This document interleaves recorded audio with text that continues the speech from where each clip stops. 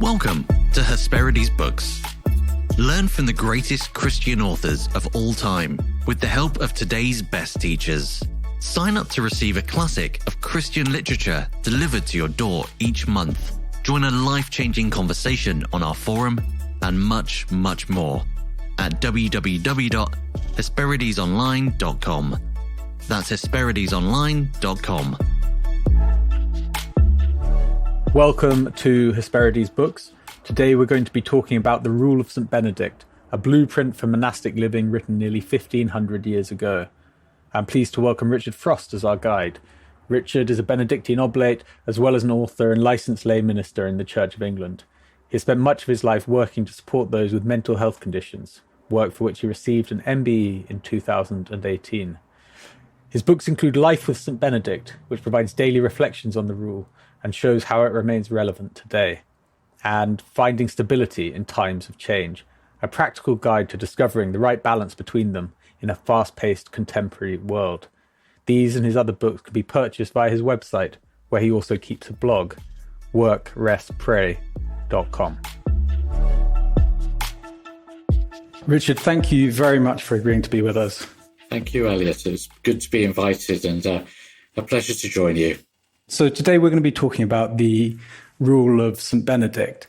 Before we get into the text itself, could you explain to us a little bit about who Benedict was? I mean, he lived in the 5th century. He was born around about 480 AD in what we would call as Umbria in central Italy. I suppose he was generally acknowledged to be the founder of Western monasticism. And he followed on from some of the early desert fathers and mothers and continuing those kind of developing traditions. And in his lifetime, he founded several monasteries, most well-known of which is Monte Cassino, which many people have heard of at various times in history. That monastery's been rebuilt and changed. And then in the years before he died in 540 AD, he wrote a rule for monks, which is based on some existing kind of guidance, but basically writing for those who lived in monastic communities as guidelines for them. And that rule has been taken as something that many monastic communities have lived by since then. And what was the era into which he was born like? What was Italy like then? That's a good question. I mean, I'm not a historian, but I think it's still the kind of the last vestiges of the traditional Roman Empire. I think was still around, but I think a lot of the monastic communities he was coming across, maybe not very good behaviour going on or times of conflict. And I think what he was trying to do was to let's bring these people under God and a way of living that is more honouring of who God is and of their particular faith. So I think it's quite unsettled times still, I think, in that kind of, 5th, 6th century of Italy and Europe generally. And you said earlier that he draws on a few other rules of monastic life to construct his own. What is it that makes his rule different from the ones that came before? My understanding is that he drew together quite an extensive set of rules and other guidance that have been developed by various monastics at various points. And I suppose in some ways, perhaps to make it, dare I say, a bit simpler or a bit shorter, or something that your average monk or nun living in these kind of monastic communities could just follow more easily. And in many ways, it's a very short document, but it's divided into several, shortish chapters that I think just make it easier for monks to actually absorb what he was getting at. I think probably simplifying a lot of what had been going on and was around before then.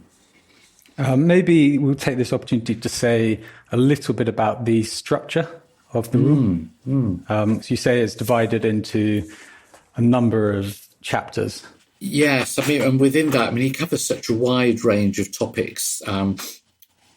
all of which are connected to living in community. So he writes at length, particularly about the use of the Psalms, in very great detail about what psalm should be used at what particular point of the day. He writes lots of other very practical things like clothing and food and how much they should drink, what monks should do if they're ever traveling away for short or long periods. He writes about dealing with conflict within a monastery, or any monastic setting where these people are living. It talks about the kind of the structure of prayer within a monastic setting, but also there's a big chunk which I think we might well come on to later about humility. The longest chapter in the whole rule is about humility. So. And there's bits in there about leadership, about all sorts of things that are still very relatable to for us today now.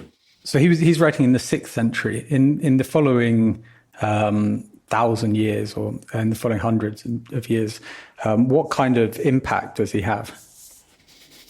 I think again, can't speak knowledgeably from a historic side of things, but I think Benedictine monasteries then developed apace. I mean, there were a large number of them developed, particularly in Europe, but in other parts of the world as well. So I think his influence led to those developments. And at later time, obviously, we see other monastic orders like the Dominicans and the Franciscans also developing, but the Benedictine approach, I think, was very much the first really established form of monastic living over those next few hundred years. I think the Dominicans came along maybe around about 1200. I'm not sure, around similar time to Francis, perhaps, but again, I'm not sure about those sides of things. But he gave that foundation upon which other monastic communities could build, and they still live by that today. Although obviously there's a lot less of them now, particularly in the UK. But as you say, so, I mean, worldwide, there are fewer Benedictines than there were in the sort of heyday in the Middle Ages. But there's still several thousand of people who live according to the Rule of St Benedict. And you yourself are not as a monk, but you are as an oblate connected to a monastery that lives according to the Rule of St Benedict. That's right. What does that entail? So an oblate basically is a lay member. They're sometimes referred to as third order members of a monastic community. So it's somebody who is, yes, not a monk or a nun. They may or may not be married, as I am. They might have secular employment or other kind of employment. But basically somebody who endeavours to, if you like, live by some of the principles of the Benedictine rule of life, a Benedictine spirituality. So that might give them a particular structure to their own prayer life, or their own involvement in local churches, or their own way of living, but also just having that connection with a monastic community where one can go on retreat, or know that community is praying for you and being supportive of you. How have you found that to be a benefit in your life? I think tremendously so, actually. I mean, I've been a Christian for about 40 odd years now, something like that. I've been a lay minister in the Church of England for just over 20 years. And I come from, faith-wise, I come actually from an evangelical background. But then as time went on, I moved more towards the more contemplative, reflective approaches to faith. And it came about, I suppose I'd read the Rule of St Benedict a couple of times over the past 10, 20 years. But then it was around about 6, 7 years ago when my wife was ordained. She came out of teaching and was ordained as a curate and then priest in the Church of England. And I began to think, right, who now is my priest? who is the person, if I needed to go to for some spiritual guidance or spiritual wisdom, who would I go to? So I have a personal spiritual director, but I also just went back to this whole thread of having read about Benedict beforehand, and found an abbey called Alton Abbey, which is in Hampshire, approached them and went through a process of discernment and talking with them about becoming an oblate, a lay member. And that was a very good thing to do, because it gave me that other setting, if you like, to be involved in. That could be another kind of church community, spiritual community to be a part of. Sadly, Alton Abbey is in the process of closing, and so I'm now in the process of actually talking with another abbey about whether I can transfer my oblature to them. But it is good just to have that kind of point of stability, as is one of the Benedictine vows, really, of kind of having a commitment I can relate to, and who I know are praying for me as well. Maybe we can talk about what the Benedictine vows are, because they're not what people would guess them to be if they hadn't read the rule. So I think the vows people associate with monastics is sort of poverty, chastity, and obedience, but these aren't the Benedictine vows. No, they're not. Not poverty and not chastity, although the nature of a monastic community is that they do live with both those things in place, really, in many ways. Obedience is one of the Benedictine vows. Tend to think of it using the root word, really, as listening. I think we tend to interpret the word obedience as kind of always doing what we're told to do, whereas actually it comes from a word which is about listening, and particularly listening to God. So that is a key thing within Benedictine spirituality. The second vow is that of stability, and for the monk or the nun, stability is generally defined as remaining in the same community for life.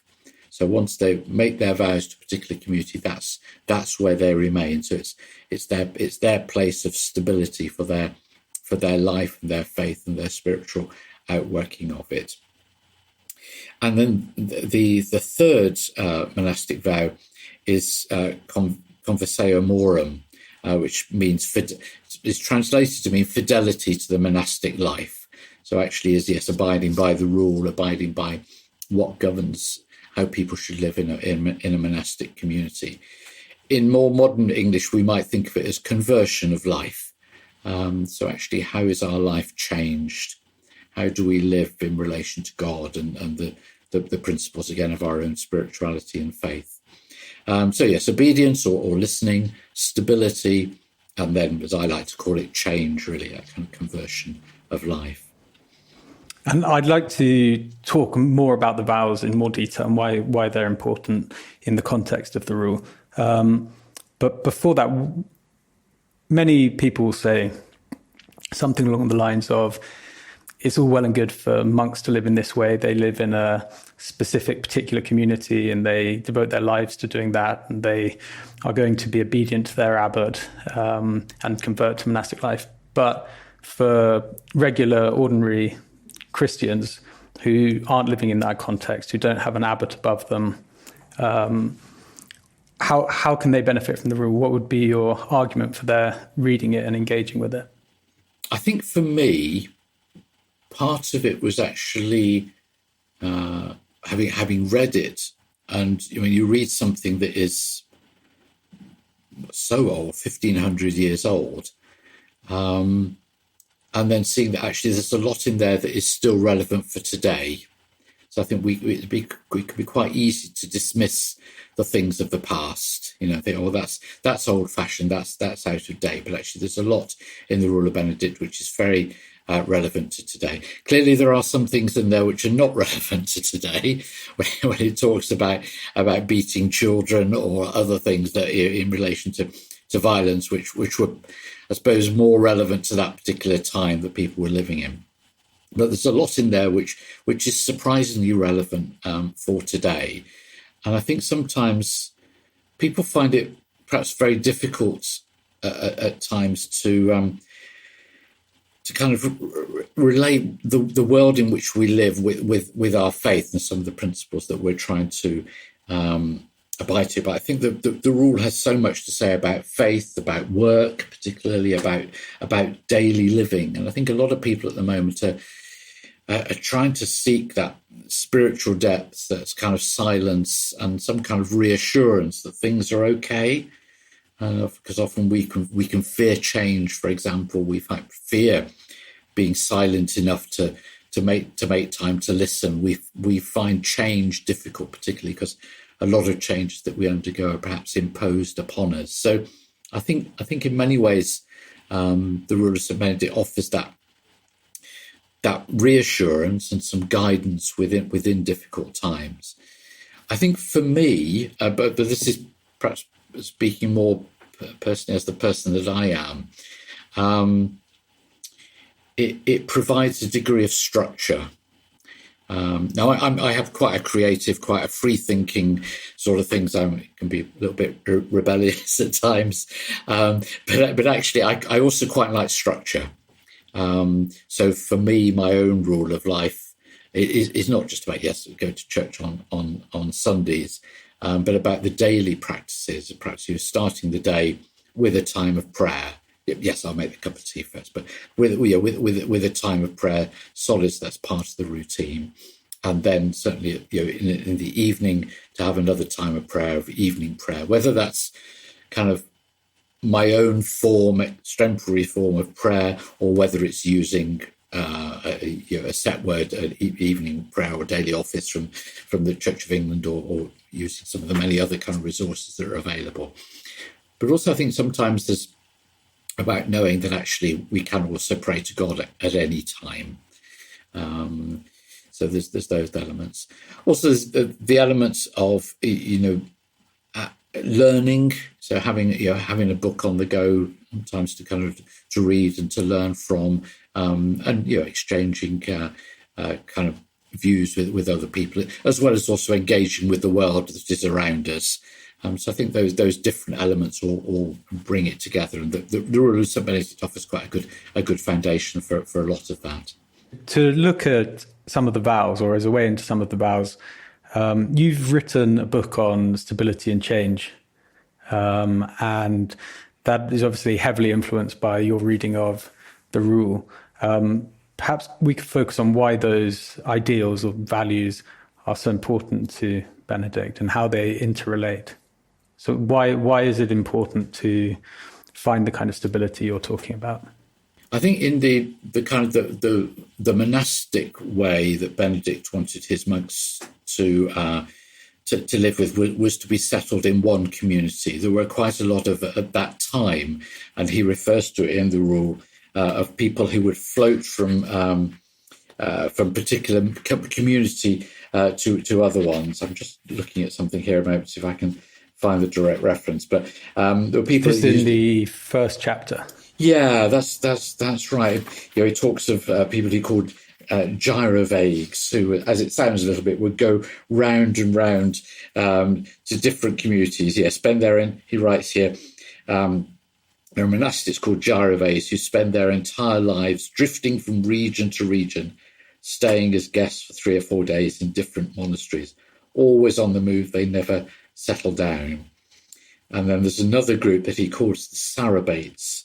He writes, the most detestable kind of monastics, with no experience to guide them, no rule to try them as gold is tried in a furnace. And then the second group, so I'm doing these in reverse order of his preferences, really.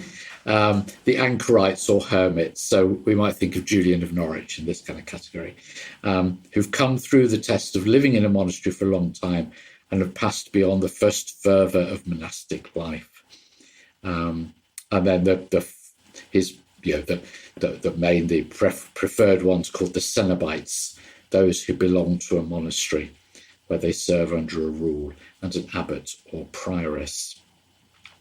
So I think he was kind of addressing this issue of people who would just kind of wander around and they go off and perhaps taking advantage of particular communities without making any sort of commitment to them. So he was saying, I want you to be stable in this community.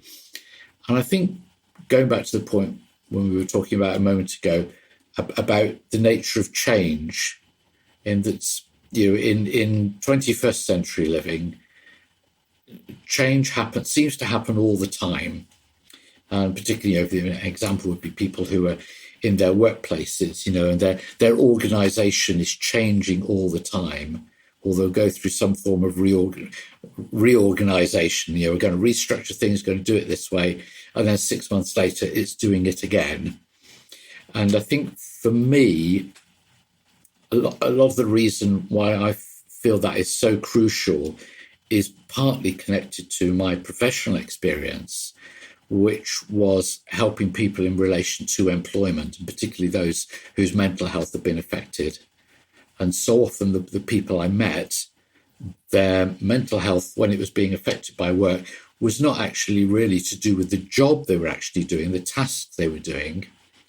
Sometimes it was the organisation they were working for, or the people they worked with, and the amount of change and uncertainty that was going on, and desperately wanting actually kind of just stay still for a bit. At the same time, I think there's also, I wrote about this in a blog post recently, actually. There's also something about that we tend to think that people don't like change. And sometimes actually that if, things not changing, particularly perhaps at church, for example, where things can remain the same for ages, is because we feel people don't like change. And if actually it's more the way that change is handled. And if we handle it well, then that can be helpful. But I think what sums up my thinking in many ways is that kind of as we listen to God, we spend this time listening to God, we can become increasingly aware that in order to change, some stability is needed. But in order to be stable, we also need to change. It's a bit of a paradox, really, but I think the two go firmly hand in hand. And that led on to, in many ways, writing that book, Finding Stability in Times of Change, which develops some of those Benedictine themes further, but also draws on particularly the miracle of the calming of the storm, when Jesus was there right in the midst of all the instability, to bring about some calmness in our lives. And to bring it back to Benedict, the stability that he insists on is a kind of foundation for the more dynamic process, which is the conversion to the monastic life, the constant seeking to alter yourself, seeking to develop a new relationship with God that he talks about.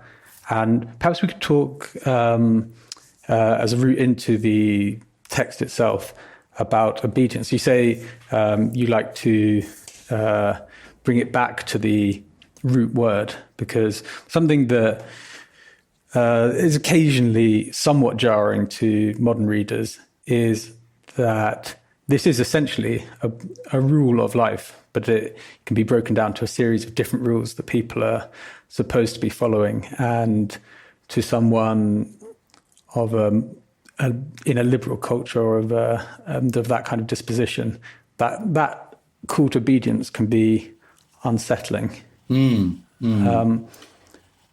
Why should we take it seriously, or why should people think of obedience as a virtue rather than as a requirement, and possibly as a kind of unhealthy demand that's made on one? I think, it's the word obedience has an image problem. I think in many ways, we tend to relate it, don't we, to kind of like in the armed forces, for example, you must obey orders. It's taken on that meaning, or perhaps particular settings where we feel that somebody is wanting us to obey them. So I think for me, it's important to help people understand that when we're talking about obedience in this context, we're talking about this listening and listening to God, and thinking of the word comes from. So I like a quote that Pope Francis made. He said, "The word obey comes from the Latin. It means to listen, to hear others. Obeying God is listening to God, having an open heart to follow the path that God points out to us. Obedience to God is listening to God, and it sets us free. So it ties in a little bit with the point you were just making a moment ago about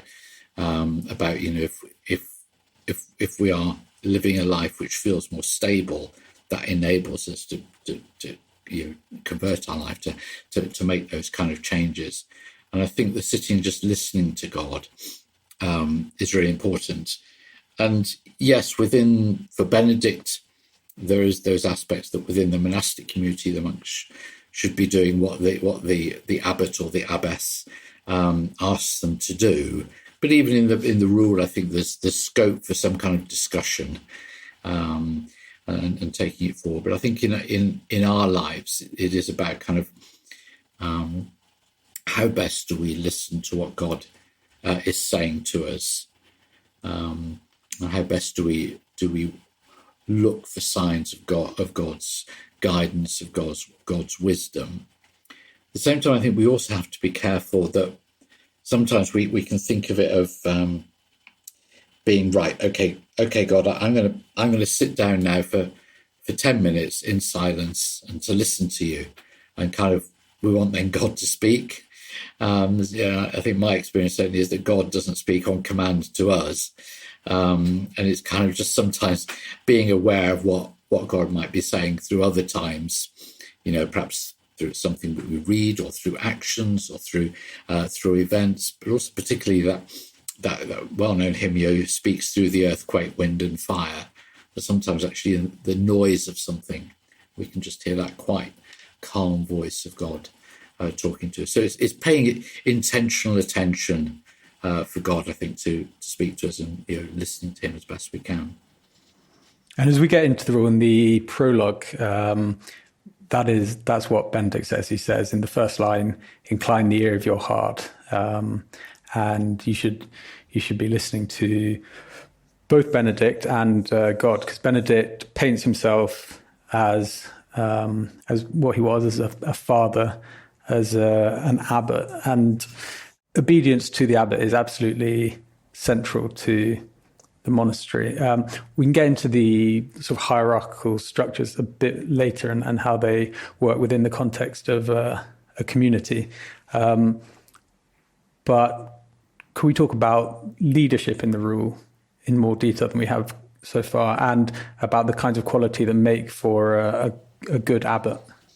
Yeah, I mean, he writes a lot about that, as you indicate, and I think that shown that the abbot is there to take a direct lead, there to also set some boundaries around what is acceptable behaviour and what is not. The abbot has a role in disciplining monks who perhaps do misbehave, or are late for the Opus Dei, the kind of times of daily prayer and worship. And yet the abbot is also there to provide that kind of caring father approach in his care for the abbots, particularly perhaps the younger ones and the frail ones, and making sure that their particular needs are met. And I think what's interesting about the elements of leadership that come out through the role is that they've been adopted by some businesses, and some business leaders have actually taken some of what's in the rule and made it part of their kind of the way that organization works in relation to its care for their employees, and not necessarily Christian businesses. That might be it's come into some kind of management training in certain areas, I believe.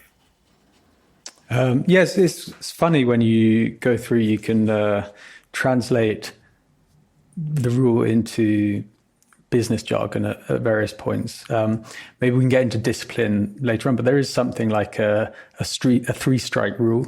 And there is a really clear notion of transparency when it comes to the abbot. So the abbot is, or should be given total obedience by the monks. They should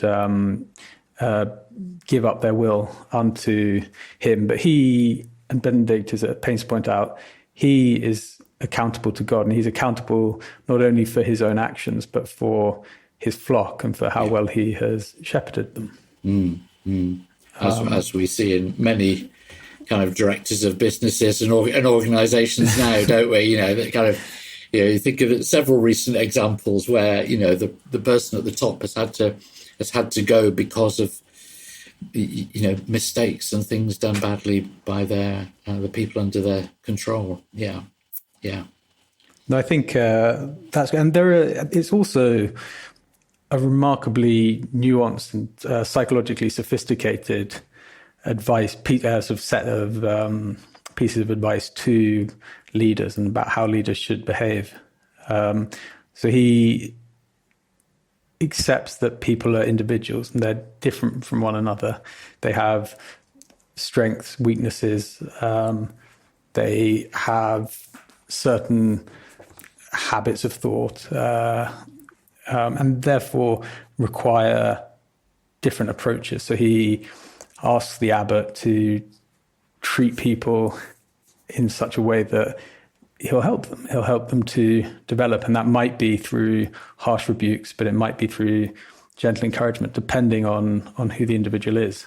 Yeah, no, yeah, very much so. Yes, you've described it very well. It is that kind of parental figure in many respects, but also somebody who's can take things forward as a kind of a whole monastery in their approach. But yeah, no, that's right. No, another thing I think is really interesting about the idea of leadership is, although the abbot should be obeyed, even to the point of attempting impossible tasks, should he ask you to try to perform one, Benedict also advises that he shouldn't rule as a dictator. He should make all decisions in council. And there's a sense in which he really values the participation of even the least likely members of the community. Yeah, and I think that's great. I think it's often, we see that not only in those monastic communities, but that's another lesson for today, really, that actually we need to involve a whole range of people in what's going on. It's like that. I'm reminded of that famous encounter a long time ago. President John Kennedy was visiting the NASA space development place, and they were getting ready for the missions to the moon. And he meets this person there who's the janitor, and says something along the lines of, "So what's your job here?" He says, "I'm helping to put somebody on the moon." It's kind of so often I've been in organisations and say, "Oh no, they're just a cleaner." No, they're a person. If without them, this organisation would not run smoothly. And I think it's similar. It's that kind of approach of acknowledging the importance of everybody that we see in Benedict's approach and guidance to abbots and abbesses and in their leading of communities. No, God often speaks through the youngest member of the community. It's sweet. Yeah, no, that's right. That's right. And that was particularly relevant at that time because children used to go, to monasteries. The parents would decide, right, it's a very young child, that's where you're going to be. Which is something we wouldn't countenance at all nowadays. But then that was part of the culture, the time that they were living in. Much of the writing about abbots, how to choose abbots, how abbots should behave is early on. And just after that, we get to the longest chapter that you alluded to earlier, the chapter on humility, in which Benedict uses the metaphor of a ladder to develop his thoughts. Could you tell us about that? Yes, yeah, he puts forward this. I mean, it's a wonderful chapter, and as you say, it's the longest chapter in the rule, and puts forward these 12 steps to humility, and sees that clearly as central to the whole way of monastic community. And I suppose that's partly where it ties in with the abbot. The abbot is there to be a humble person. Again, we see that in today in kind of leadership training. We'll talk about the importance of humility, which we don't often see in some of our leaders.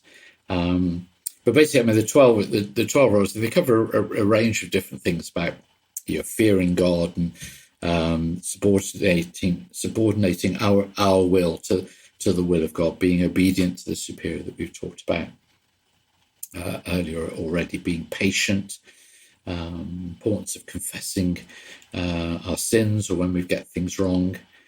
Go back to the point you just made about accepting the meanness of tasks, and small tasks. And it's very considering oneself inferior to all, following examples by superiors, speaking when spoken to. They have this kind of, always amused me that in the rule has this love-hate relationship with laughter. That there's this kind of saying, only laugh when it's appropriate, not inappropriate. But that comes into one of the steps of humility, and speaking simply, and expressing our humility through bodily posture. So these 12 steps as a kind of way of. So it's meant to be sequential. Yeah, meant to be sequential. Yeah, it's interesting. Yeah, but knowing our place, knowing who we are. Before God. But I think there's something about it. It's not about the kind of ever so humble Uriah Heep type of approach. It's more about us actually. Again, another paradox, isn't it? That some people can think they're very important. Do you not know who I am? But actually, we've got to kind of quell that side of things. To actually knowing that in God we're more important than we think we are, because of the nature of God's love, and it's holding those things in balance. That actually, if we can know who we are in God, that is sufficient, and it's just taking our place alongside other people, not believing that we're somehow better or more important than other people. In your experience, do monks have a humility of bearing and sort of keep their eyes downcast, as Benedict says? Not the eyes downcast bit. No, I think that most of them are very, the ones I've met certainly are very friendly, very, very approachable. Having said that, certainly there is a humility when in coming into the kind of the Opus Dei, the daily offices. Of actually that's their focus. That's why they are there at that point, coming humbly before God at that particular point. But also I think that there's a degree to which that, and you understand this in a sense when you go to a monastic community, there's a degree to which they won't speak unless they're spoken to, because they kind of understand perhaps the reason why you've come to that monastic community is for your own listening to God, your own kind of achievement of conversion of life or stability. But certainly, I would say they're very. There's no kind of, the ones I've met certainly there's rarely any kind of holier than thou or pious type of stuff. They're very ordinary people, and very, very natural and normal, and up for a bit of a laugh and the occasional swear word in moderation. In moderation, that's it. Yes, that's right. That's right. So yeah. It always fascinates me what took you to that place. What is it about your life's journey that led you to becoming a monk or a nun? It is fascinating. I watched there are a few good. I'll put links to them. I write some notes afterwards. But there are a few good BBC documentaries, and it is always interesting to hear what drew the monks there when they entered the community. Yes, yes, and often have very interesting tales. Yeah. Christopher Jameson did a very good couple of series of programs a few years ago, and then there was one more recently about a group of nuns as well, where people, young women who had very modern 21st century lifestyles were put into this convent for a few days, and the kind of the difficulties they had, but the journeys they went on through their encounters with these people who were trying to live this particular way of life as well. So the aim, one of the aims, is to live in a godly community, as perfect a community as you can manage. What kinds of expectations are there in the community? What does Benedict recommend to ensure community life runs smoothly? I think, again, there's so much. There's some of the practicalities that we talked about a little bit earlier, making sure that, in terms of this minimal kind of possessions, so they don't develop any sort of jealousies amongst the rest of the community as to who's got what, and this kind of shared community living. I think there's something about having the clear boundaries and the clear rules in themselves, if you like. Actually, right, this is the times when you work. This is the times when we pray. This is the times when we study, and the rules surrounding even the practicalities like food and drink or travel. Let's talk about, because he is in the rule so practical. It's not a head in the clouds kind of rule. It is really focused on the nitty-gritty of life, on how sleeping arrangements should be organized, on what people should wear, and what people should eat. Maybe we could talk about the specifics of some of those. So there's a very amusing bit is Benedict on alcohol in the monasteries. And he says, obviously the ideal is that everyone would abstain from drinking, but that's impossible. It's unreasonable in our own time. And Benedict is so practical that he says instead people should drink in moderation and be confined to half a bottle of wine a day. There's one other reference, isn't there, where in modern days, it's an enormous quantity. I can't remember whereabouts it is, but it's an enormous quantity. But I suppose in those times, I think, the availability of fresh water was a lot less than it is nowadays. So sometimes it was more those kind of fermented or alcoholic drinks that they had to go towards. But there's those kind of very practical things, as you said, about food and kind of deciding, right, we must make sure that the poorer brothers and sisters are well catered for, and there's an incredible amount of practical stuff in there, and as you said, down to kind of things like people should wear and how they should sleep, and making sure that there's a mixture within the kind of what we would call a dormitory, I suppose, of the kind of the younger and the more experienced brothers, to make sure that the behaviour is all you don't want to put control. The younger brothers together. No, that's it. That's right.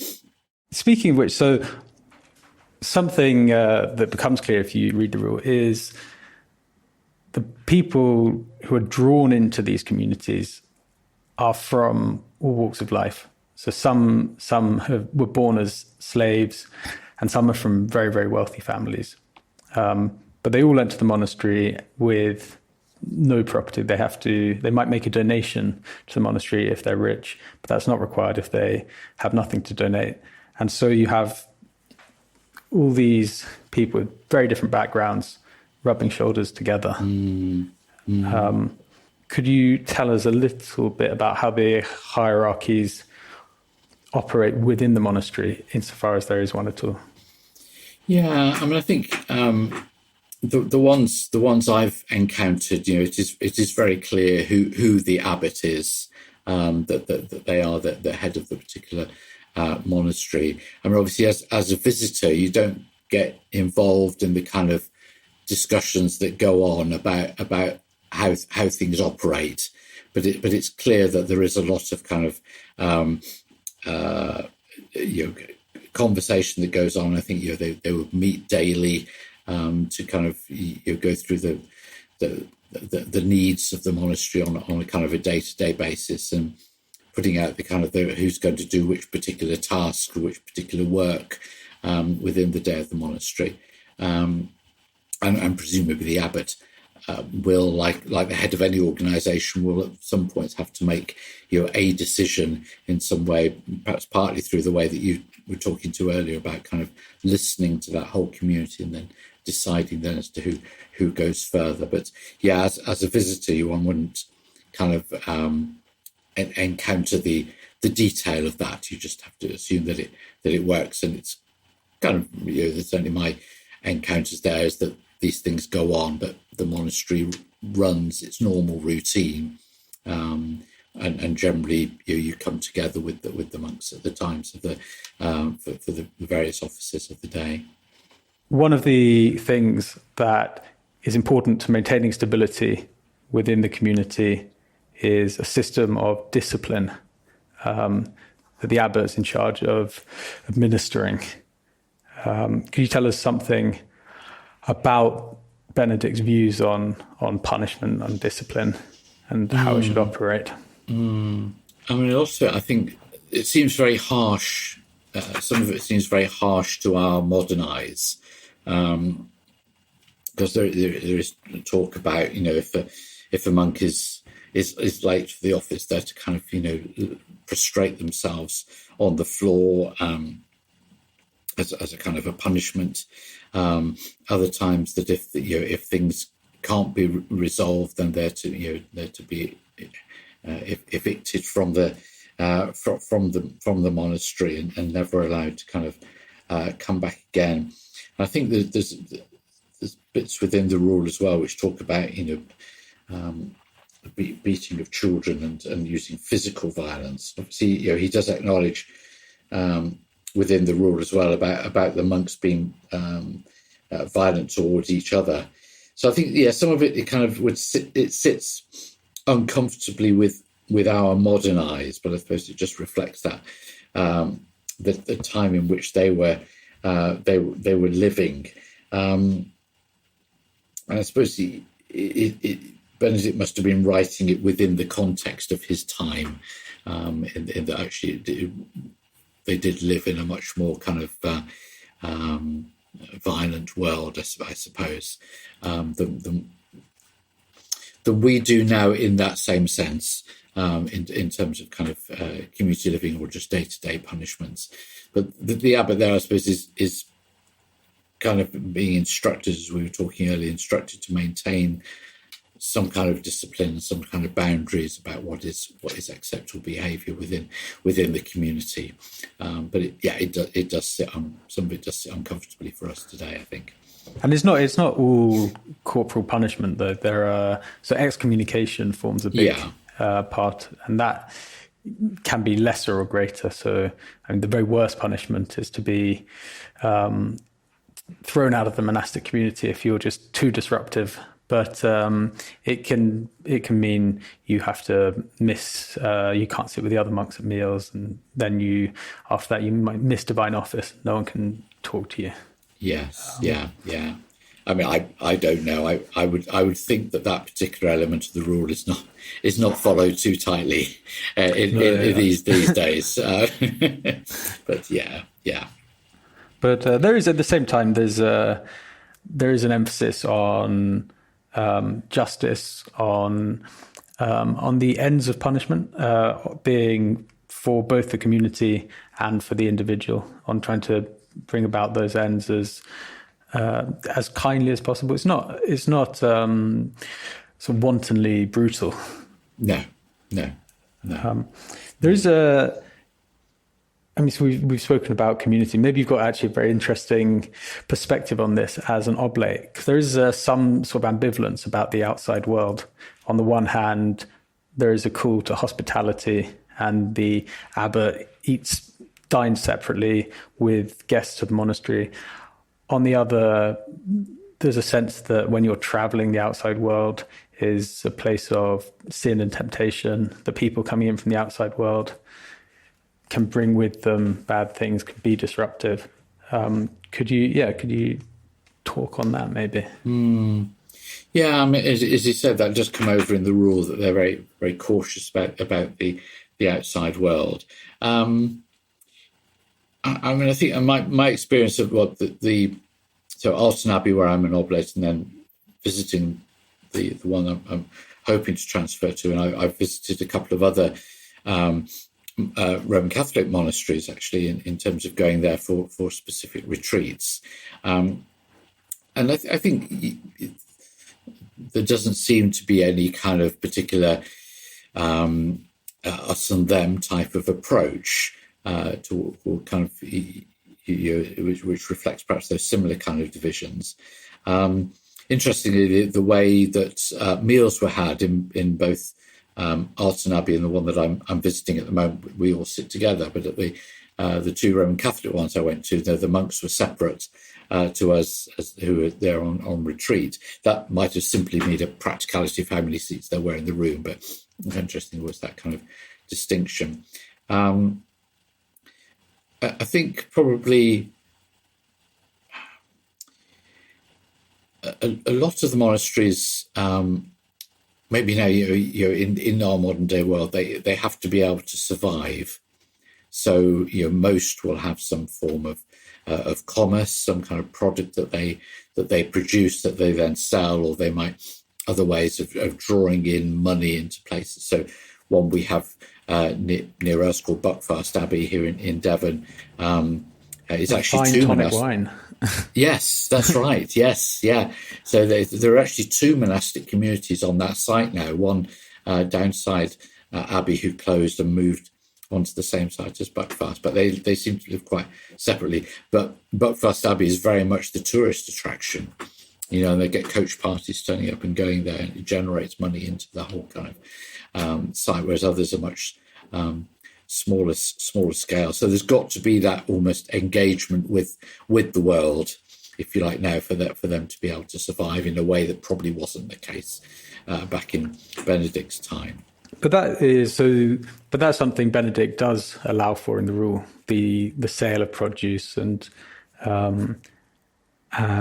that's actually, so if we could talk about the structure of the monastic day, and maybe if we start with work, because there is you've got a community of men devoted to prayer and God without families. It is always likely that there will be surplus produce to sell, and over time, along with donations, that is liable to bring riches to monasteries. And that's kind of how they grew up into the wealthy, powerful institutions they were in the Middle Ages. But could we talk about the importance of work, prayer, and how that fits into the monastic day? Yeah, I mean that whole structure of the day is so key to monastic living, both for monks and for nuns as well. And it's structured around the kind of the psalmist's word. 7 times will I praise you. So there's these kind of the ideal structure being 7 stopping points for prayer.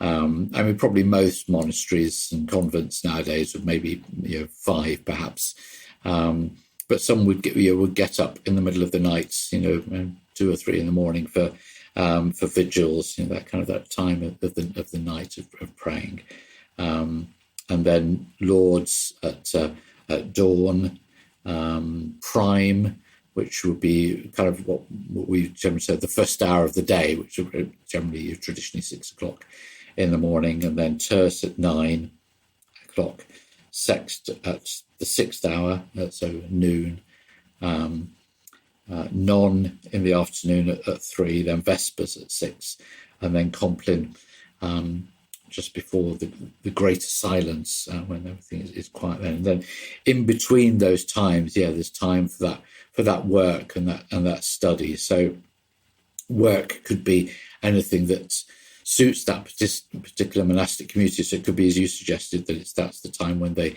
focus on what vegetables they're growing for the sustenance of the members, and perhaps selling for outside.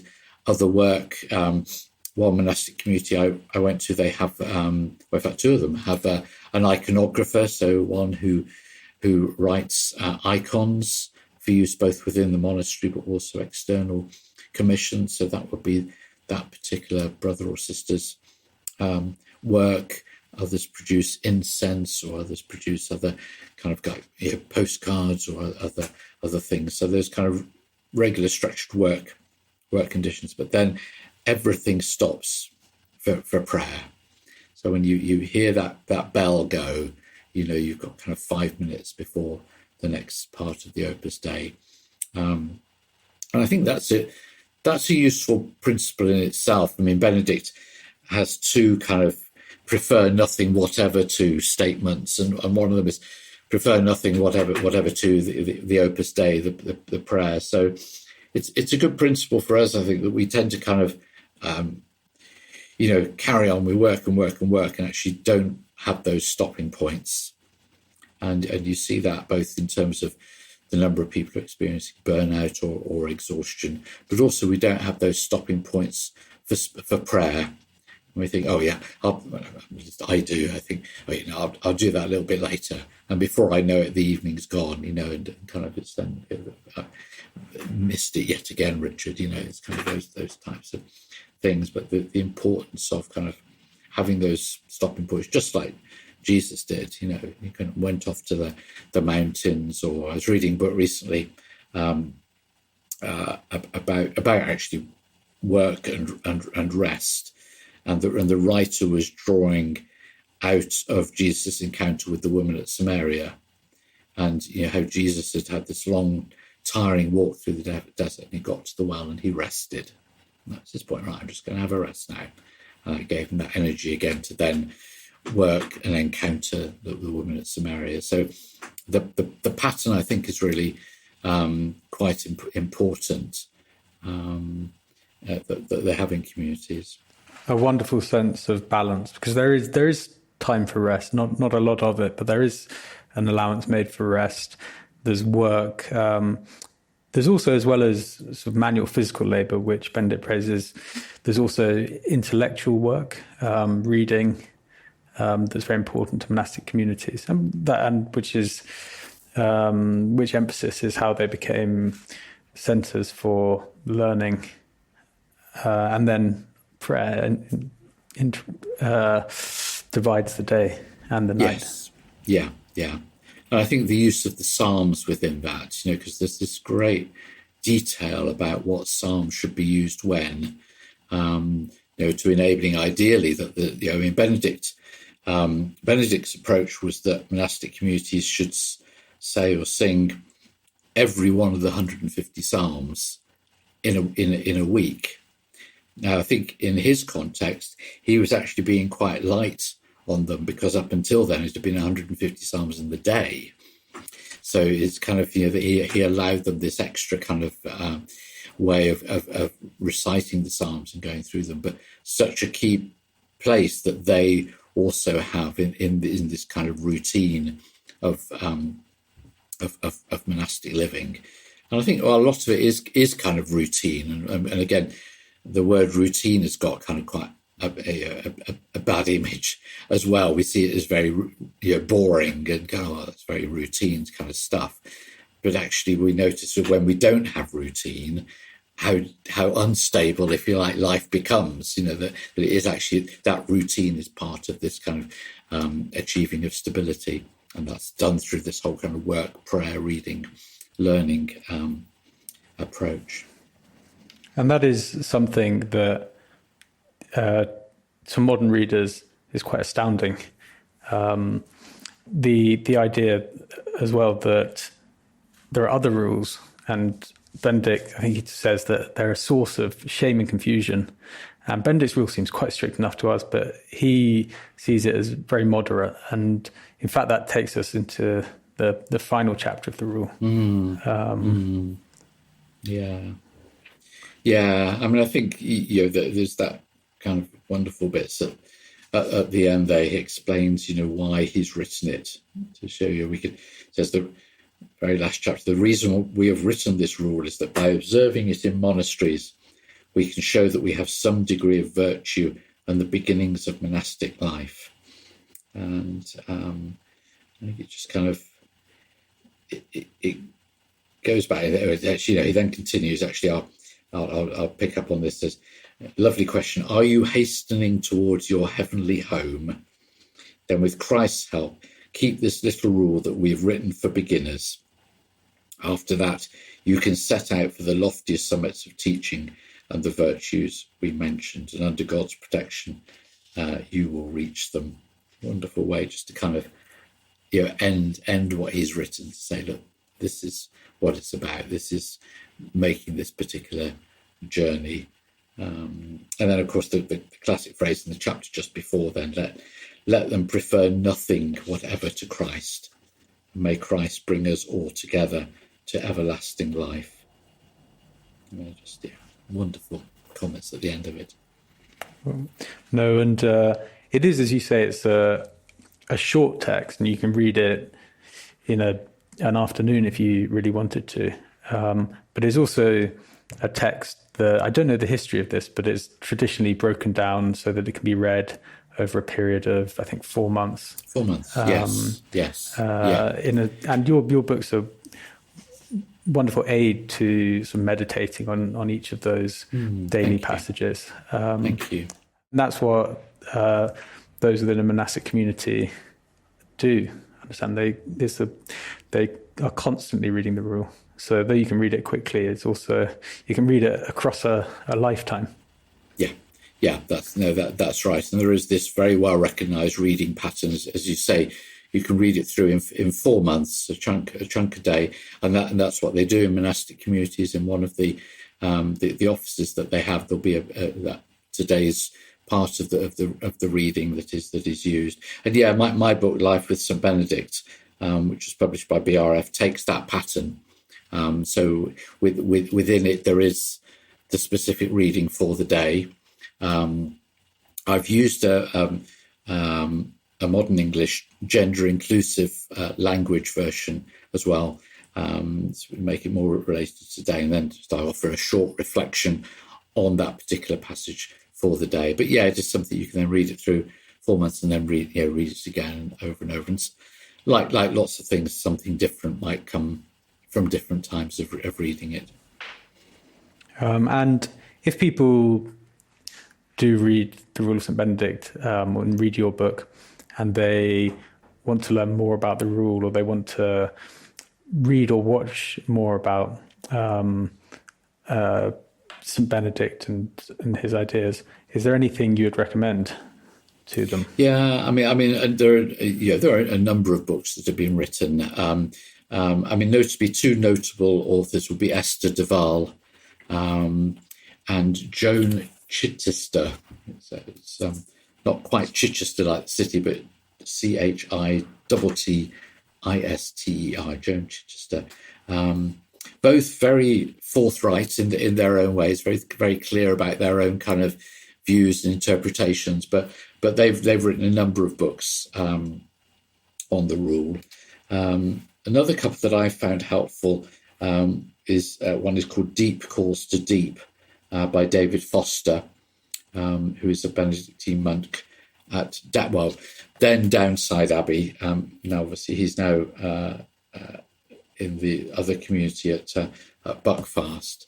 But then one which is a bit more quirky, which is why it appealed to me really, by J. Augustine Vetter, W-E-T-T-A, who's an American monk. And he's actually done one that's specifically around humility. But he's a monk of St. Louis Abbey in America, where he teaches and coaches rugby. He also is a juggler and surfs and raises carpenter ants. So he was quite a character. You get him on YouTube or social media. But his book called Humility Rules is quite a good exploration of that particular chapter. Brilliant. I will make sure that I add in links to all of those. Thank you very much for guiding us, Richard, to the Rule of St Benedict. That's right. My pleasure. Thanks ever so much for inviting me. Thank you for listening. If you want to support us, please leave a rating or review and sign up for more at www.hesperidesonline.com.